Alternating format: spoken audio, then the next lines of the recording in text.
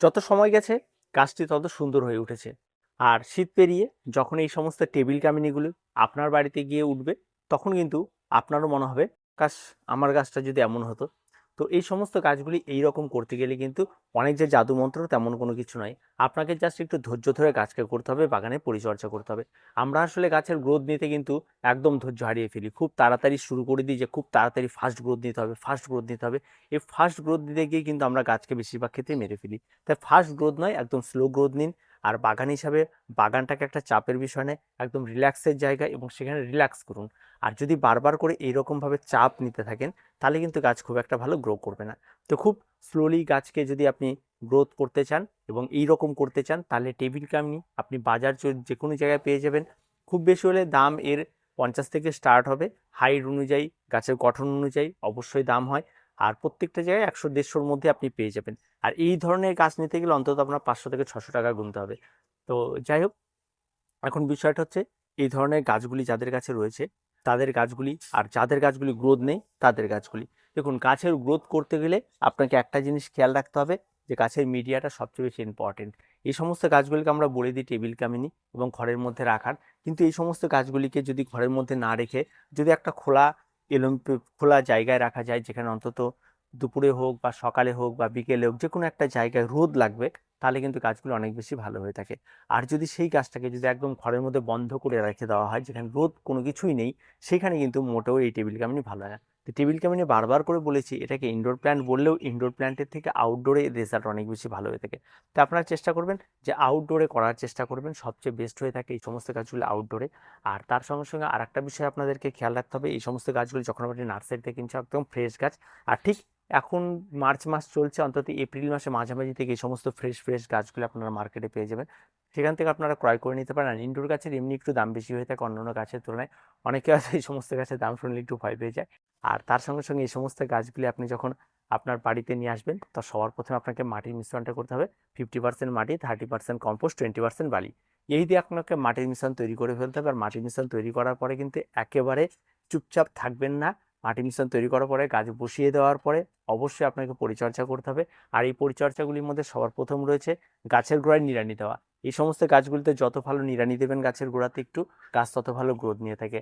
তাই মাঝে মধ্যে গাছ লাগিয়ে দেওয়ার অন্তত 21 দিন পর থেকে ফার্টিলাইজার দেবেন। নিড়ানি তো চলতেই থাকবে, ফার্টিলাইজার দেবেন। এখানে ফার্টিলাইজার হিসাবে মিক্স খাবার, জৈব খাবার সবচেয়ে বেস্ট হয়ে থাকে। তার জন্য আপনি একদম হাড় গুঁড়ো, শিংকুচি, নিমখোল আর ভার্মি কম্পোস্ট সব মিশিয়ে সমান সমানভাবে মিশিয়ে একটা মিক্স খাবার তৈরি করে নেবেন। প্রত্যেকটা গাছে অন্তত 2 চামচ করে ব্যবহার করবেন। সেটা টব অনুযায়ী, যদি আপনার 3 থেকে 4 ইঞ্চি মাপের টব হয় 2 চামচ করে দেবেন। যদি 6 থেকে 8 ইঞ্চি মাপের টব হয় 4 চামচ করে দেবেন। তার বড়টা মাপের টব হলে বেশি, তবে বড় মাপের টবে তার ছোট গাছ লাগিয়ে লাভ নাই। টব যত বড় হবে বড় মাপের টবই গাছই লাগাতে হবে আপনাকে। আর তার সঙ্গে সঙ্গে আরেকটা বিষয় আপনাকে খেয়াল রাখতে হবে, যে যতই আপনি গাছ লাগান না কেন, গাছে কিন্তু বাড়িয়ে তোলার জন্য খুব তাড়াতাড়ি ধৈর্য হারাবেন না। আপনাকে এখানটায় এনপিকে 20-20-20 লিকুইড ফার্টিলাইজার রয়েছে। এটা যদি আপনি 15 দিনে একবার করে স্প্রে করেন, তাহলে হয়তো আপনি চাচ্ছেন যেটা গ্রোথটা, সেই গ্রোথটা অন্তত একটু আপনি ভালো পাবেন। জৈব খাবারও দেবেন, প্লাস এটা মাঝে মাঝে স্প্রে করবেন, সেটাতে আপনি গ্রোথ কিন্তু ভালো পাবেন। আর ইনডোর প্ল্যান্টের ক্ষেত্রে খোল জল বা সরষে পচা জল সে সমস্ত কিছু ব্যবহার না করাই সবচেয়ে বেস্ট হয়ে থাকে। তো এটা আপনারা করতে পারেন, দুর্দান্ত রেজাল্ট পাবেন সেটা থেকে। আর তার সঙ্গে সঙ্গে আরেকটা জিনিস আপনাদের করতে হতে পারে, সেটা হচ্ছে গাছের জলটাকে একেবারেই গোড়া একদম চ্যাপচ্যাপে করে রাখবেন না, মোটামুটি একটা মেনটেন্স রাখবেন। গোড়া শুকিয়ে গেল আবার জল প্রয়োগ করবেন, এটুকু জাস্ট মেনটেন করে চলবেন, তাতেই হয়ে যাবে। বৃষ্টির জল এই সমস্ত কাজের জন্য ভীষণ উপকারী। যদি মাঝে মাঝে বৃষ্টি হয়, খোলা আকাশের নিচে একটু রাখুন, বৃষ্টির জল খাওয়ান মাঝে মাঝে 1 দিন 2 দিন, তাতে গাছের রেজাল্ট আরও বেশি ভালো হয়ে থাকে, অত্যন্ত সুন্দর হয়ে থাকে। এই সমস্ত গাছগুলিতে রোগ পোকামাকড় তেমন কোনো কিছু নেই, না ফাঙ্গাল আক্রমণ, না কোনো কিছু। তবে অতিরিক্ত জল যদি গোড়ায় জমে যায়, তাহলে মাঝে মাঝে পাতা ঝরে যায়, এই সমস্যাটি তৈরি হয়ে যায়। তাই সেই বিষয়গুলিতে আপনারা প্রত্যেকেই জানেন একজন বাগান হিসেবে। আর তার সঙ্গে আরেকটা বিষয় বলি, যে প্রত্যেকটা গাছ কিন্তু তার একটা নির্দিষ্ট একটা বৈশিষ্ট্য রয়েছে, একটা জিনিস পছন্দ করে, যে এই গাছটি এই খাবারটি পছন্দ করে, ওই গাছ এই খাবার পছন্দ করে। সেরকম এই গাছ কিন্তু অ্যান্টিফাঙ্গাল একদম পছন্দ করে। তাই অ্যান্টিফাঙ্গাল এই গাছে একদম স্প্রে করবেন না। একদম নির্দ্বিধায় স্প্রে করলে কিন্তু গাছ নষ্ট হয়ে যায়, বেশিরভাগ ক্ষেত্রে দেখা যায়। তাই পেস্টিসাইড যদি পেস্টের আক্রমণ ঘটে, কখনোই ঘটা আমি আজ পর্যন্ত দেখিনি, যদি ঘটে তাহলে স্প্রে করতে পারেন। আর তাছাড়া তেমন কোনো রকম কোনো কিছুর প্রয়োজনই নেই। তো এইভাবে আপনাকে অন্তত এই গাছগুলিকে পরিচর্যা করতে হবে। খুব সহজ পরিচর্যার গাছ, তেমন কোনো কঠিন কিছু নেই। আর খাবার দাবার যেভাবে বলা হলো সেভাবে যদি আপনি মেনটেন করে চলেন, অনায়াসেই দুর্দান্ত গাছ হবে। আর এই সমস্ত গাছগুলি চারা তৈরি করা খুব সহজ, যে কোনো ডালকে লাগিয়ে দিলে অনায়াসে চারা তৈরি হয়ে যায়। তো চারা তৈরি করা বা ডাল তৈরি করা সেগুলো কোনো ম্যাটার করে না, খুব সহজভাবে এগুলি করা যায়।